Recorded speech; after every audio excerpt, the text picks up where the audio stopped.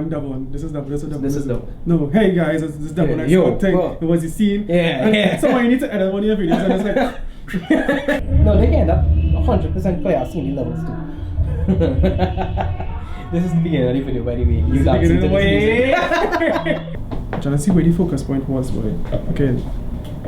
Nice. No, it's not there. Right there. It's about right here for real, yeah. Oh, we're actually looking real symmetrical though. Yeah. Although I fat on you not, but... You touching the end of that frame and I touching almost the end of this frame right here. Somewhere like right. Touch. Right here. Touch, yeah. Shit. Yo, what's the plan? Devon X got back here and this guy, looking for the my back of his head, the back of his head. I was looking for this. Tarique. Everybody knows Tarique. Guys? If you don't know who Tarique is, I'll leave your channel link below if I remember. Don't put my channel. Don't put my channel. Okay. Find his channel if you want to. So yeah, today just had a traffic in Port of Spain and he didn't want to drive me. Yeah, and this is how most. You know, it's funny, right? Because when I watch YouTube videos and YouTubers go to collaborate, sometimes they plan it, but it's feel like 70%, 75% of the time they don't plan it. Just bullshit. They just end up next to each other and be like, yeah, nice collab. Nice. So I guess this is a collab. I guess this end up being the collab, yeah. Yes, I guess we collabing right now. Well, we weren't going to do a video. I was just coming out to hang out, and we ended up talking in the car going for Starbucks, not sponsored by the way, so I could just like block the brand. Well, if they want to though. If they want to jump out and sponsor, slide in the DM. Yeah. But we were talking about why I guess like, we both have the same conundrum right now where we're not making videos as much as we used to. Yeah, we're just not really feeling it that much. We're trying to figure out what we really want to do. I think like right now I just like for example I have the 10S Max until tomorrow. Where is it? Right on your leg. Sure. No, this is my phone. This is my phone. Wait, behind you on the desk. Right. So I have the 10S Max and it's like this is the new iPhone, guys. Yeah, it's just bigger. It's just bigger. Faster. Focus, yeah. Bigger, a little better camera. Yeah. So yeah, I have the 10S Max and I'm just not feeling to do a video on it because like when I think about doing what new with the iPhone XS, I just getting bored just thinking about scripting it. Like I have half a script already. Yeah. But I just bored when I think about doing it. And I don't want to do a video that I'm not feeling to do just because that's what my channel is. Just because my channel wants to. Yeah. And it's be real hard. It's be real hard, I know for me especially when I know exactly what my audience wants. I know exactly what they want. But it's be hard because I do particularly want to do that kind of video. Yeah. You're just not feeling it at the moment. You know, it's funny. Okay, let me give you guys a little more context, right? The most viewed video on my channel right now has I think close to 800,000 views, and that is the one 4x4 video that I do where the van almost flip over. That was real like emotional and I think I got a lot of views, right? Right. And I tried going back there because I was in a real stagnant place in terms of my content, and I actually went back there to try and shoot the next video. Right. Because I was like tossed. Yeah. And I was like, "This is my most viewed video." I go back just replicate it, and I didn't make the video. I shot the entire vlog. I deleted it. Shit. Because I was not. I know what exactly in my brain what I was going there for. I wasn't going there for the right reason. I was going there because I wanted views and I wanted my channel to look okay and I just wanted some kind of content and I wanted to feel better about myself. Actually. And I ended up feeling worse. I know that. So my most viewed video on my channel, on the main channel, is hacking with Android. I have like 1.4 million views now. Yeah. And like it's hands down the most horrible video that I ever put out in my life. I was like, who's gonna watch this? Nobody wanna just shit. And then 1.4 million views. And I tried to replicate it just like you say. I just didn't feel it. And it didn't feel it. It felt wrong. It felt like you were trying to cheat. Yeah. Basically. It was not what you actually wanted to do. I mean if it was a guaranteed get through though, I would have do it. But it's not like you're hoping that it'll do just as good. You're hoping the algorithm says you child. You will be brought into virality. Yeah. But that's just not the case. Yeah. It's just weird. Like I don't know if it's a YouTube creator, you would understand what we're talking about. I think creators could understand. I think artists and all could understand. You're just not feeling it. Like it's just not what you want to do. I used to feel the same way. I don't know if people realize. I don't know if people know, not realize, but I don't know if people know. Because it was a real who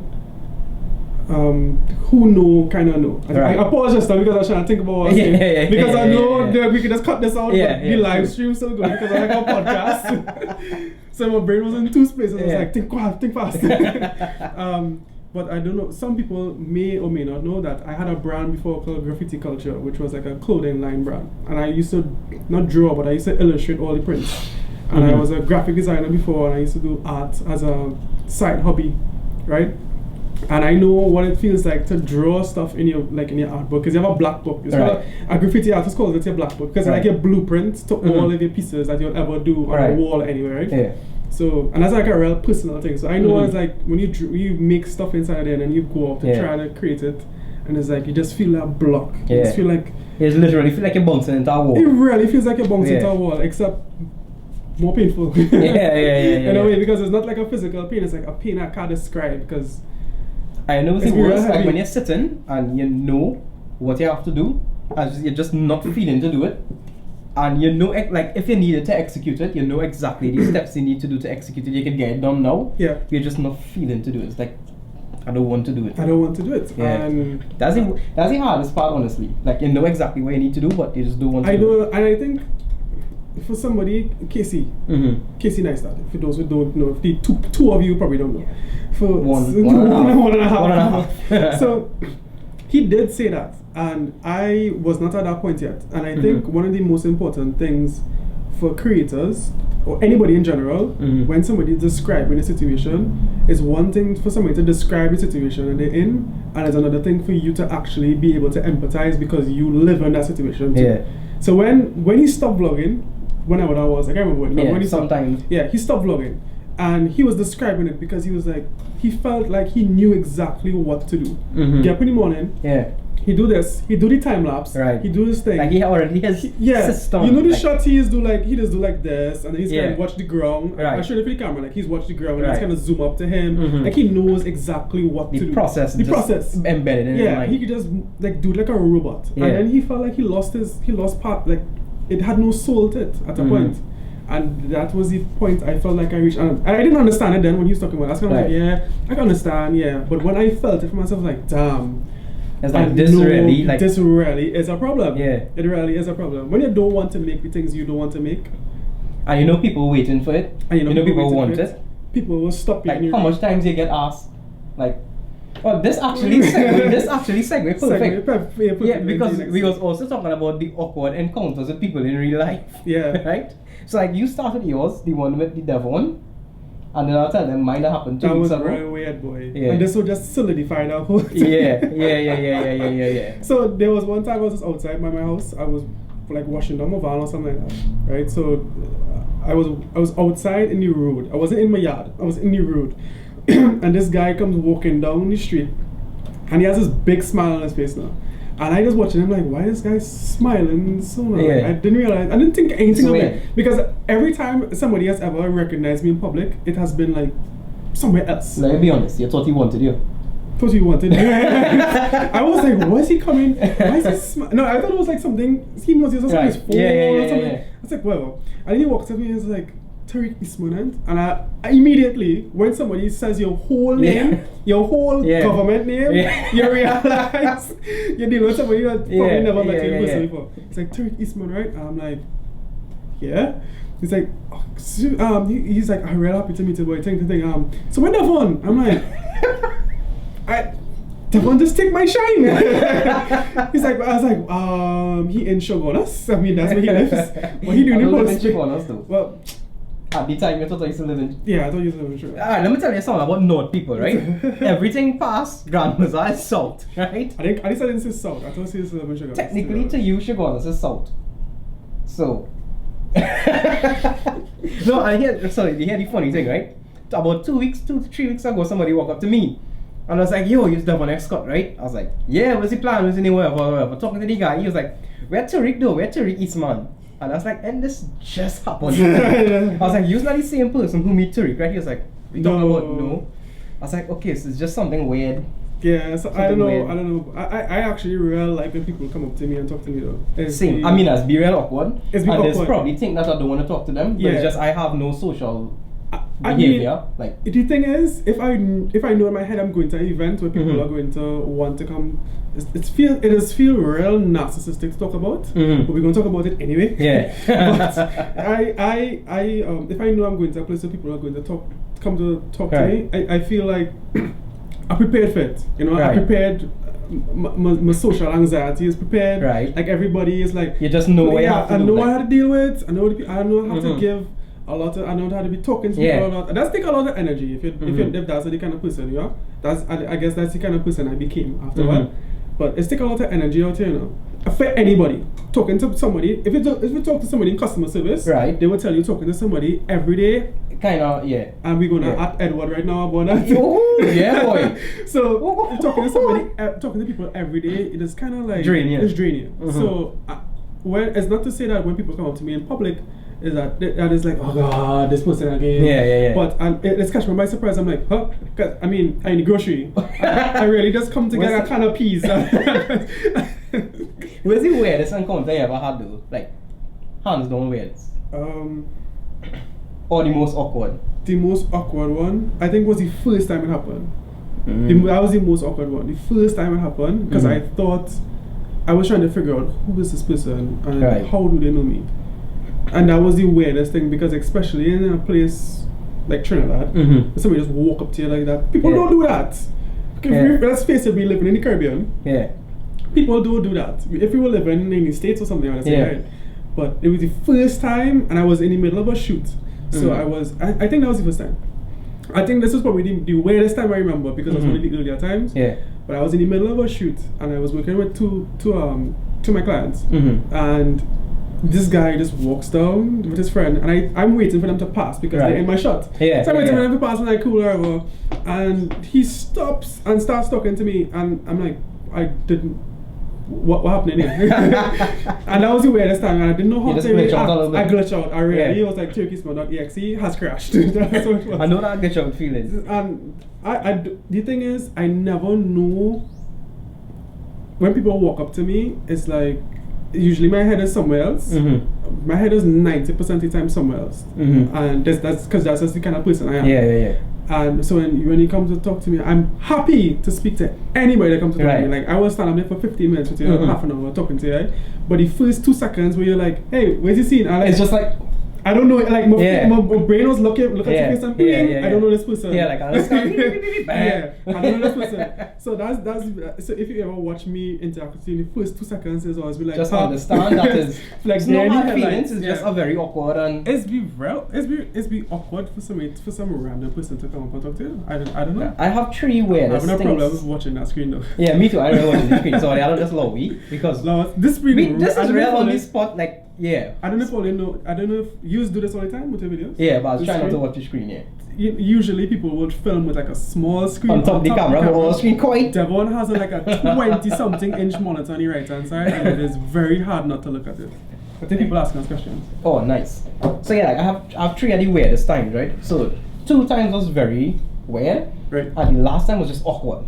So the first weird one is like I was in Grand Bazaar. I was eating with Ellis, right?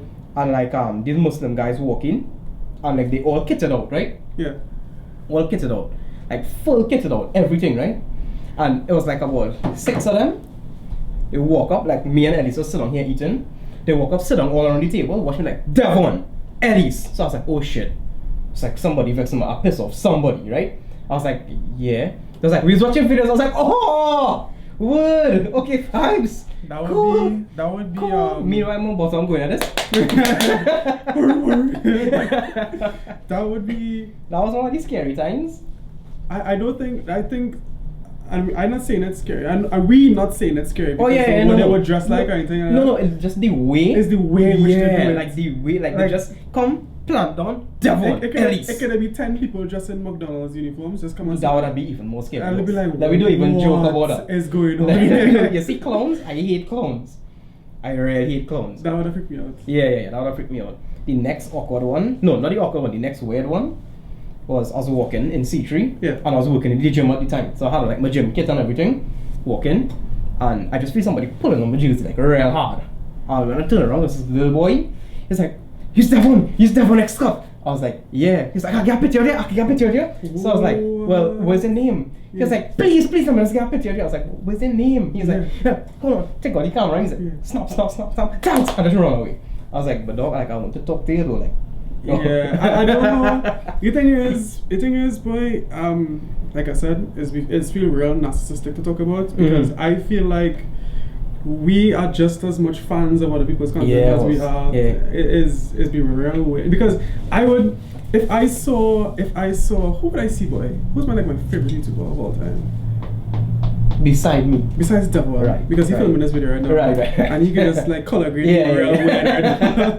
So I don't know if you just saw like Peter McKinnon or somebody. I actually don't like Peter McKinnon anymore. Yes. You don't either? It's not that I don't like him. I guess no, that's not I don't like him. I just don't really vibe with him anymore. I would love to meet him and sit down and talk to him. Same. But his content just don't appeal to me anymore. I think it's not even that. I think just him as a person. Yeah, and this is probably not a good idea to be talking about in a video like this. No, I think we should talk about it. I think we should actually. I don't vibe with his personality anymore. Cause I find focus. Okay, just sit on my plane of like. Alright, cool. Yeah, in focus there. Right. So like certain things he would say on Twitter and Instagram, and I'd realize are like, oh, kind of corny. Not corny. It's like it had this guy. So you know, like the guys like Ryan Dangle who just do like Casey Neistat styled, like. How to vlog like Casey Neistat, how to color grade like Casey Neistat. So the guy released a lot pack and a Lightroom preset pack, and it was free. He wasn't selling it or anything. Yeah, that's cool. And he was like, Peter McKinnon lookalike. Are we recording? Yeah. Okay, great. So it's like Peter McKinnon styled or like inspired by Peter McKinnon. Yeah. These kind of looks. And Peter McKinnon replied, I was like, why is he using my name to try and promote your stuff? Like, take this down immediately. I was like, the guy's just your fan, and he just loves your content so much that he decided to go and create preset packs. No, like, I have two opinions on that, honestly. On the one hand, I understand Peter's point. Right. It feels weird when people try to use your name for their own personal gain in a way, and use your brand that you built and just kind of slap their name in front of it, like how PewDiePie was always complaining about it. I could understand Peter's point, but I can't. At the same time, I understand what the guy was trying to do as well. Right. Because it's like there are he just loves Peter McKinnon, so he wanna like. There are also people out there who would love to learn how Peter does his videos. Right. Or how he goes about. Right. And I just using Peter as an example because when I go to YouTube sometimes there are like a million Sam Kohler. Yeah. There are a million Sam Kohler videos like Sam Kohler inspired this, Chris Rogers inspired that, and I'm like, I can understand why these guys would do videos like that. I totally understand because that's your inspiration and you would want to create something as close to that as possible. And then I hope at that point you branch off and go your own way, you know? 5 minutes. Starting now. Yes. You just trigger everybody, Alexa. So yeah, you was talking about Sam Kohler, all the thingies here. So I understand Peter's point, and I also understand that guy's perspective on what he was trying to do. I see people like joining in the live stream and like leaving and thing. Oh, you could probably grab it here too. Let me bring it closer. I don't know how many people there. 3. Hey guys. So this is real what? Somebody said this is real what? Though? The real Devon expert. Oh, the real Devon expert. Oh, rare people join and leave though. Rare people join and leave. Like rare people pass through here. Yeah, that's cool.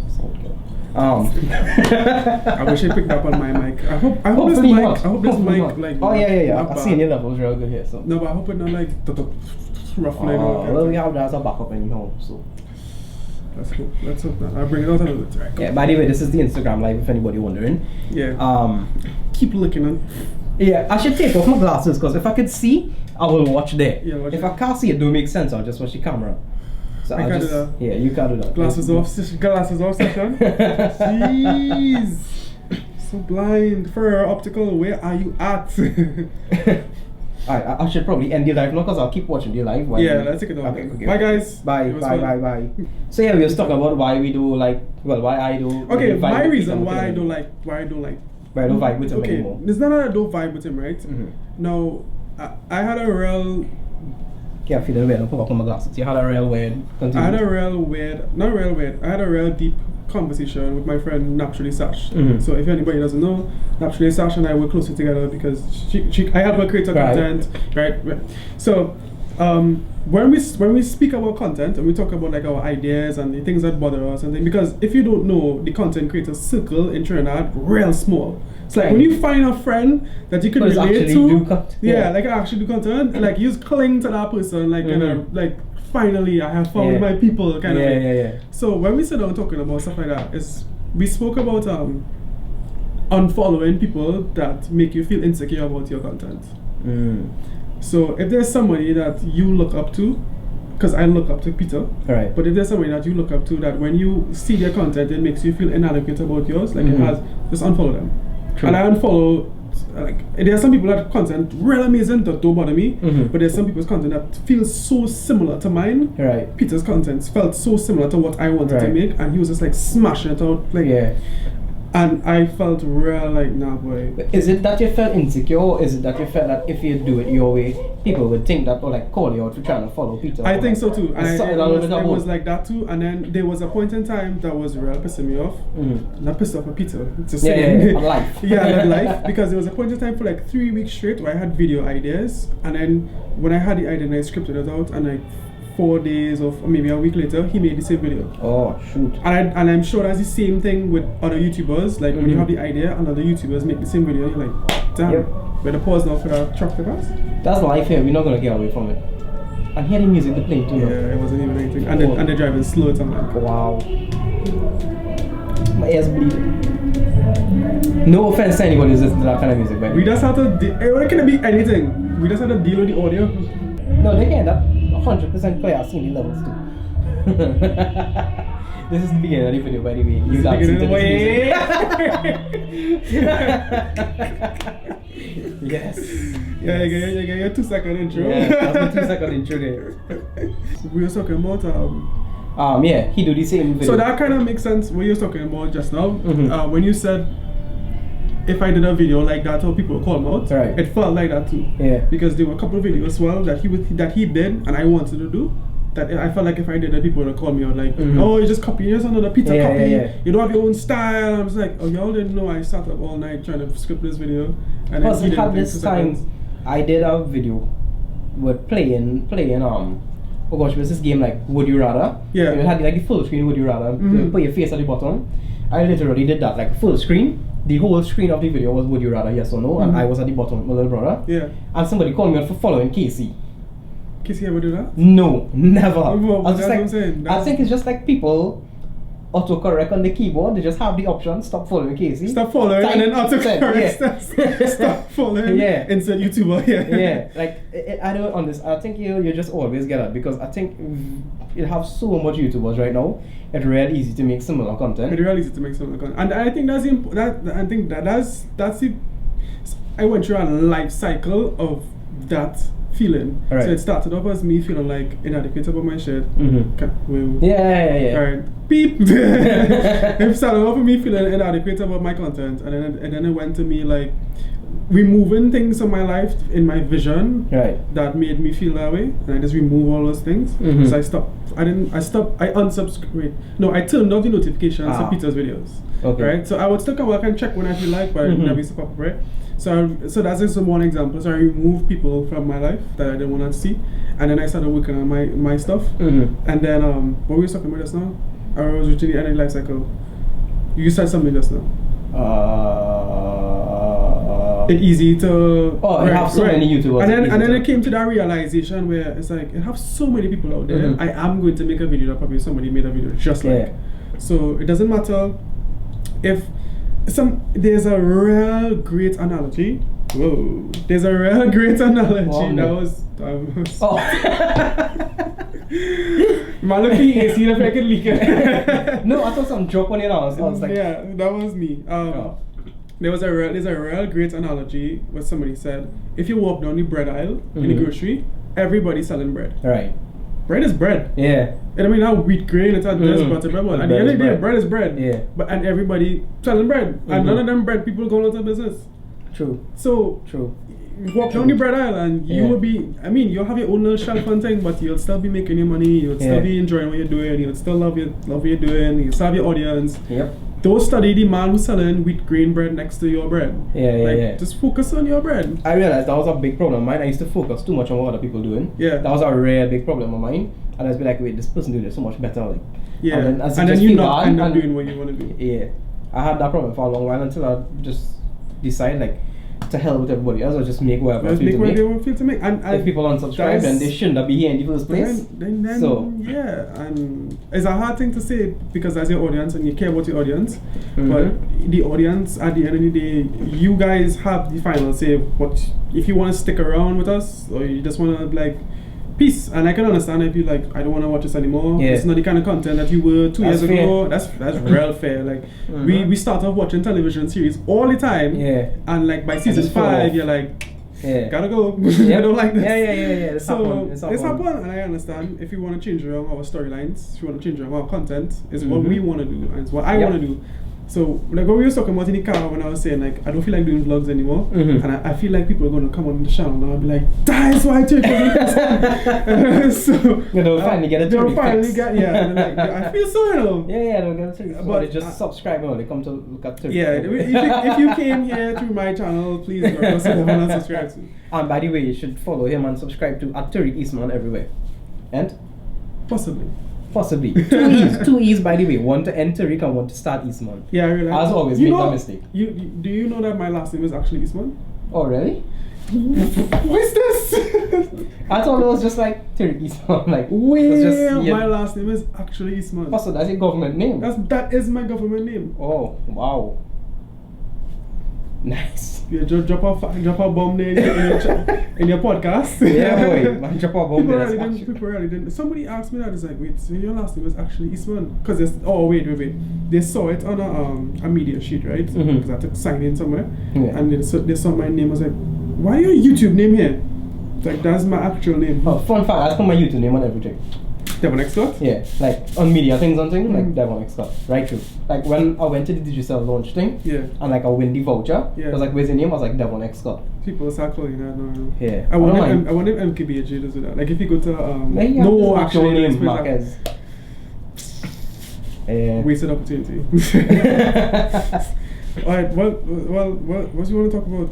We talk about content, we talk about like lifeless content creators, awkward encounters, not wanting to do things. What I think we cover pretty much. Oh, we was actually talking about the kind of work ethic you had to have as a creator, because the kind of struggles that you actually have to go through inside the face, because I don't know if I keep looking here as my videographer. I keep looking here to make sure I'm in focus. Yeah, you're probably out of focus half the time, but I so large that nobody would notice now.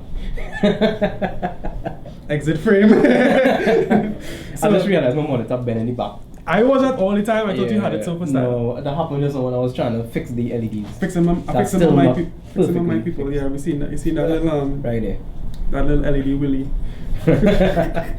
So yeah, we was talking about like the struggles you have to go through as a content creator, as opposed to like somebody who have a 8 to 4 or 9 to 5, and people don't already understand the struggle behind it. People don't. You know what's the thing? People honest, Trinidad mentality just don't think content creation is a career. Definitely not. And that's the biggest problem. It's like a closed-minded. It's like the mindset. It's the mindset. They think, oh, you cannot ever be successful unless you have like a 9 to 5 or 8 to 4, and that's the only way of life. On the flip side to that, people also think that everywhere that I go for fun. People don't realize that sometimes I go places for content to be able to resell or to make a video or to for some project that I'm doing. So if I go, like yesterday, I went to Toko and I just took a couple of snaps where I'm Toko. And somebody was like, I hope a vlog coming out to this, you know? Or somebody was like, wait, is your life so fun? Yeah. And yeah, it is. I can't lie. But it's also work. It's also real work. It's also. I mean, I'm sure you'd probably like to just stay home and sleep. That would be more fun. It was raining, and I was ready to stay home and sleep. So some people. And that's the next tough part. Like when you have a 9 to 5, you know that you have to get up and go do it. Yeah. When you're working for yourself, you have to fight your mind when you wake up. Like, I could just choose to sleep and just. The thing is, people get upset. Some of my friends get upset with me when they're like, but they message me in the morning, and they message me like 8 o'clock in the morning, right? Hey, Tarique, what you saying? I have this so and so for here and things and blah blah blah. Normal message, right? And I don't respond to them until like 9:30, 10 o'clock, because I know waking up. Yeah. And I was like, sorry, there I was sleeping. And he's like, Waze, boy, your life real nice. Yeah. But you don't see the nocturnal hours when people are up editing like 2 o'clock in the morning to deliver to clients for 4 o'clock or 6 o'clock the next morning. To then go to bed to get like 4 hours sleep to get up and do it again. So I was doing that off frame. I didn't realize that. When you told problems. So hands like it's like I do that off frame too. Yeah, hands like the frame was small. So I also do I can't fault them for that because that's all they know. And I just want to say it's not like, all just not all glamour. It's not all it's really not all. People say it all the time, like, oh, being an artist is not all glitz and glamour. And I used to be like, oh, I don't it seems pretty easy to me. It seems pretty easy to me. What am I doing? And then when you realize, like, damn, this is real work, boy. This is more work. And he was also talking about the fact that if you're employed, you have a safety net salary. You have a safety net salary, yeah. If you're not employed, if you're doing, like, if you have your own business, if you're doing content creation full time, if you don't get up and do something, you're not making any money. You're not going to get paid. If you stay home, you're really not going to get paid. And you thing is, you never know as well. Them dogs. You never know. You never know what's going to pay back for itself when. Because, example, I shot a video last year. Was it? Yeah, last year.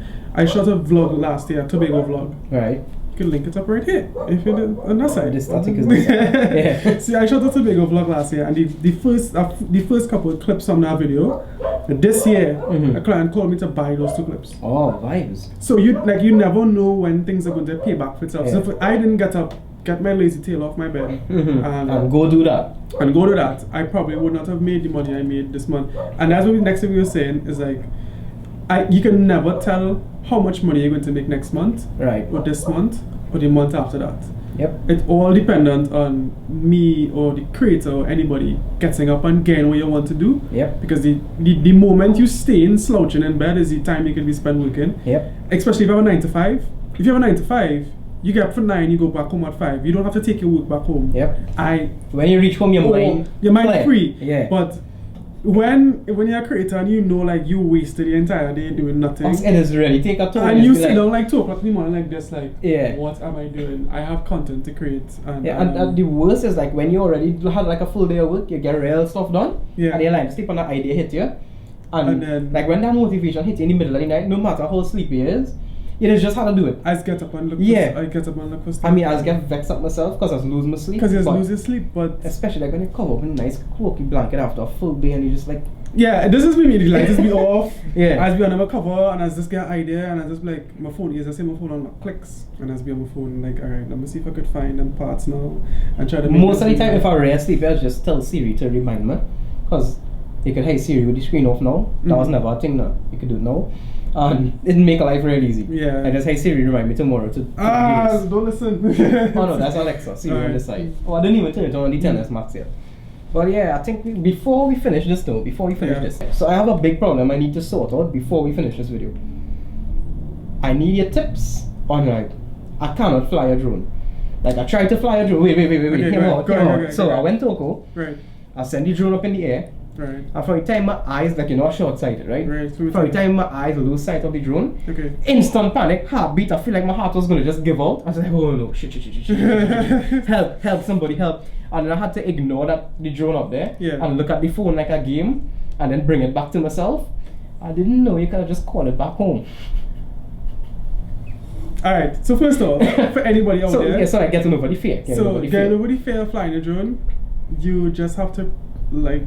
Oh, by the way, if you never saw any of these videos, like your drone shots, it's absolute fire. You need to go check out the channel. This is why we asking the drone pro. It's not drone pro, but from flying drone, my one DJI Mavic Pro for the last year and a half, because I'm not a like long time drone pilot. Right.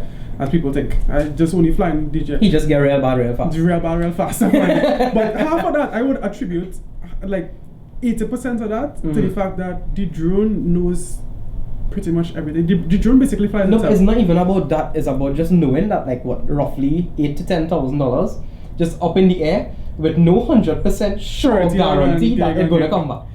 Like, that's what is getting my nerves going. I think first I had to ask this question. What kind of drone it was? It was a Phantom 3 right Pro. if you go up to the Phantom 4 Pro, Right. anything after that gives you a lot more confidence in terms of its competency. The Phantom 3 but you're still and thing- sending like a bulk of money up in the air. Up in the air, like wee. Yeah, like just go. Like if you love it, set away if you Yeah, come back. it was meant to be. Yeah. That's my new slogan for drone flights. But it's like you had to. Okay, my thing is when I'm flying my drone, I don't know if it's any for anybody else. I just stand and tap the mic the ways way. My thing is for when I fly in a drone, the more times I flew it, the more confidence I had. The first time I fly it, I was like real bummy for like the first 5 minutes. And no lie, I didn't even last that long. I was a real send it kind of person. Right. So after the first 5 minutes, I'm like, this is that. Okay. Alright, sport mode is this. Ooh. Wow. Right. And that was it for me. And Right. after that, it was like smooth sailing flying drone. I didn't even make it 5 minutes. I make it like a minute and a half. So the next thing too, what made me feel a lot more comfortable was I accustomed flying like helicopters and stuff in virtual like video games. That was my favorite thing to do in games. Right. Flying helicopters. Like thief helicopters in GTA. Not like GTA really. Like real legit simulators.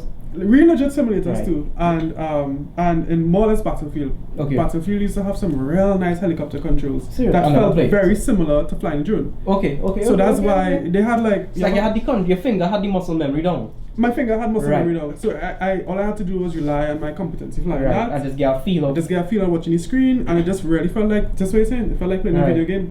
It felt like playing a game, even though I was sending like $8,000 in the air.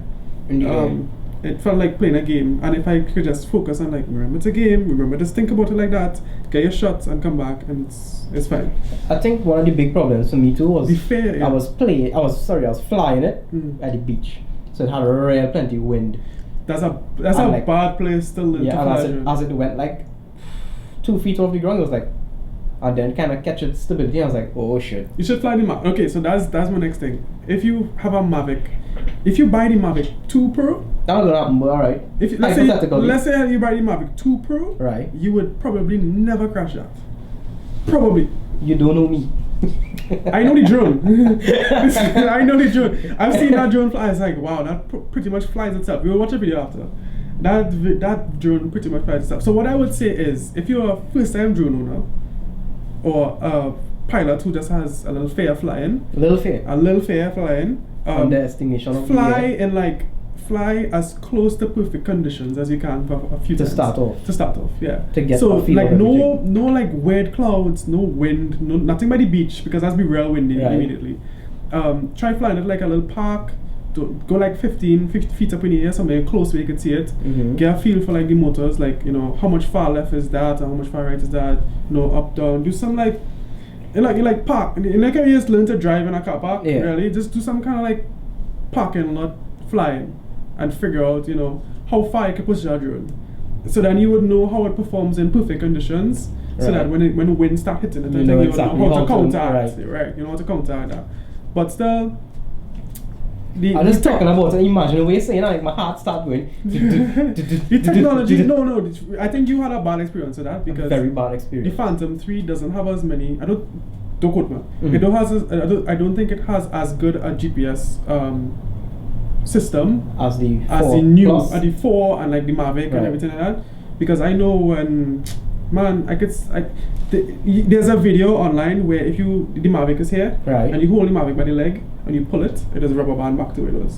Serious? Yeah. So I have that much faith in my gear. Okay. I have that. Knowing that, a little. That's on the higher end models. That's what I'm saying. That's the first thing I ask is which model you're flying, because I know the old models might kind of freak out, but like the Mavic itself, you could push the Mavic and it'll come back to where it was.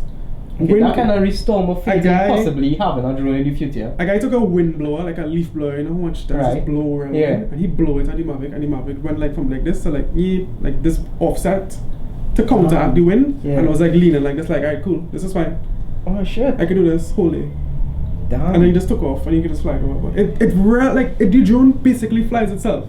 So even though you watching my drone drone clips, I'm like, this man real bad boy. But I mean, it still had to be bad to get like the I mean, you still had to do about to balance like the forward back with the left and right to get like the panning shots and like the keeping one thing in the middle of the frame and moving around. Like you still have some kind of skill. You can't just expect to like set up a drone and hey, professional footage. My 2 tips for that is I think I got it from one of Casey's videos. He said whenever you're doing a shot, he was like count to 4 or count to 5, because that's as much clip. That's a good way to start a clip. Like on the time, not when you're editing, you would need at least about 5 seconds to start working with it. Right. If you have 1 second of a clip, we're gonna do that. Yeah. So he's like, okay, so when you're doing your shot, make sure count to 5, like 1, 2, like you're doing a shot like this, 1, 2, make sure count to 5, and then you can stop recording and you can just continue. So you have something to play with, to start with now. So that's one of my big tips. Don't like start and stop recording. And you can just let it run as well, but make sure your movement is fluid, solid, no jerks, nothing, and random speedy turns on. Because that is setting off. Yeah. As a viewer, it is make you realize that you actually not flying. If you're just like and it's like floating like that, you're like wow, and all of a sudden I'm like you kind of lose the feeling now. So that's a big tip. That's all I really have. So I don't know what else we want to talk about. Guess we come. Whenever I see videos from like the Philippines and Hawaii and Bali and all kind of thing, there's always some content creator that went there and like really show off this country. Otherwise, you would never ever see those. You will never see these things now. But at the same time, it's somebody that don't live there. Yeah. They don't live there. They don't know what the culture is like. They don't know what doubles is like from Alupai. Yeah. So and I think it's my job. I think it's our job as citizens to show off our country so that people know what it is like, and not have somebody else come here and then have an opinion about our country and then portray that to the rest of the world for everybody else to be like, oh, Trinidad have crime. True. I don't know there. So that's true. I think I kind of took up that cape, put that cape on that crown, and kind of like, I want to be. People say be the change I want to see. Yeah. So I realized that we was real lacking that in terms of our country. Barbados have it. Right. St. Lucia have it. People is real big up. You always see it, but Trinidad has always been known for the crime. Jamaica has become known for the crime. Jamaica is known for like amazing beaches and food and culture and thing. But when people of other demographics or other countries hear Jamaica or hear the Caribbean, it's like, oh, you're from Jamaica? No, there's a lot more to Caribbean than just Jamaica. And there's a lot more to Jamaica than just Bob Marley and jerk chicken, you understand? So I don't want people to come to Trinidad. I want people to hear about Trinidad and only know the Carnival. Like, and know the full and Bacon Shack. I want you to see like the waterfall, like the real bad down in Maracas or like mermaid pools and all kind of thing. I want you to know everything about Trinidad. You're like, okay. So when you come here, when you plan to come here, you're like, I want to go there. And otherwise you would have known, like, I only know about Carnival and I only know about Marcus Beach and I only know about Eat Doubles by Sauce. That's all I know, the popular things. And there are a lot of people who want to do, there are a lot of people who want to do like the off-beaten path things and they have no idea how to. Right. Like if I go Dominica, you know anything about Dominica? Nothing. I know zero. I know zilch about Dominica. But that's what I try to do. But it's not just Trinidad, it's about, I want to expand the Caribbean as well. So if somebody want to drop me off in St. Lucia and I'm going to spend... No scene. I have no problem. Hit him up. So so shout out to Tarique for being on the channel. And I think this just start the podcast in a kind of way. Yeah, we do want to start a podcast. At least this kind of, we get the format. We kind of feel it's just like long form content. Long form content. I don't know how long this video going to be. It's probably like an hour. No, not an hour. Sorry, like 45 minutes. Let me try to keep this video to 20 minutes. That's not possible. That's not possible. 45 minutes to be safe. I say 45 to 50 minutes. On YouTube? Yeah. Alright, cool. I guess that's how it is. That's it. Follow him everywhere, Tarique Eastman. And if you don't know me, this is my channel, but Devon XTalk. Man, plug his own channel. It was only something Devon would do. So I guess that's it. We'll see you all here. Well, I'll see you all here sometime next on this channel, and you'll see he on his channel. Now this kind of make me feel to make a vlog now. So you should go make one. Yeah, the camera, right? My camera right there. There, you know, right there. I always have real trouble pointing at things in the back of the camera. Yeah. So you'll vlog on your way home, right? Nah. Why vlogging for? Why vlogging? how to beat policemen in traffic when they yes. go on the road. Yes, that's your vlog. So yeah, we'll see you next time. Tarique Eastman, Devon XTalk. I am Devon. This is Devon. This is Devon. No, hey guys, this is Devon XTalk thing. It was the scene. Yeah. Someone you need to edit one of your videos, and it's like. I was going to that answer. That's what I mean to you there. But I don't have the time, so if you have the time to do that, somebody do it. Take one of the videos. Later.